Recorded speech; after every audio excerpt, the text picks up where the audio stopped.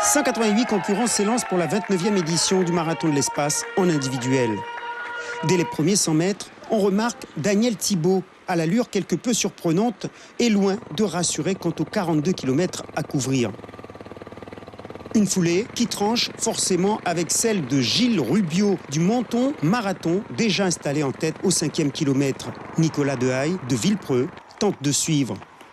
Derrière, le peloton commence à s'étirer. Au demi-tour, Rubio a fait un écart insurmontable, sauf défaillance. Bonjour. Bravo, bon retour. 1:17:19.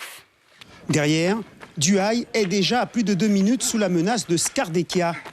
Les premiers coureurs locaux, Le Provost et René, tentent de limiter les dégâts. Sur le retour, Scardecia, qui a accéléré face au vent, laisse sur place Dehaye. Les derniers croisent les premiers. C'est le cas pour Willy et Daniel. C'est impressionnant de le voir passer, hein? Ouais, mais on le sait déjà à l'avance, hein. Bon, ça va aller, vous? Oui, on est là pour ça. Faut quand même courir pour vous suivre, là, hein? Ah, bah, et encore, t'as pas suivi le premier. Tu suis le dernier, là, ouais. Bon, le dernier, il va aller au bout? Bah, bien sûr, ouais. C'est le 17e, ouais. 17e marathon? Ouais. C'est le dernier. Bien sûr, il ne verra pas Gilles Rubio enlever le 2e marathon de sa carrière après celui de Las Vegas en 2017, dans le temps de 2h37 minutes et 5 secondes. Je savais qu'ici, il n'y avait pas de densité forcément pour faire ce chrono et surtout la météo qui est carrément plus difficile.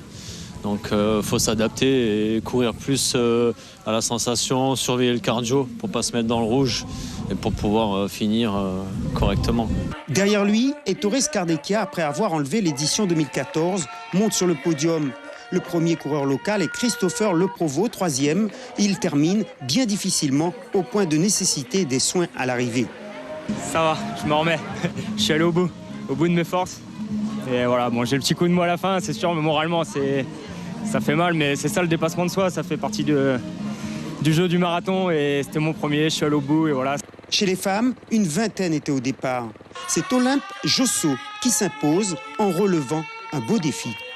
J'ai accouché il y a 8 mois, c'était un challenge pour moi là de le réussir, de le finir. Je visais 3h30, je suis en moins de 3h30, je sais pas exactement, j'ai pas fait attention à mon chrono.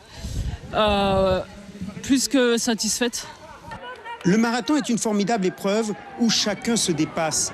Willy et Daniel ont bien terminé l'épreuve au terme de plus de 6 heures d'effort. Suivez l'info sur Guyana Première, télé, radio et Internet.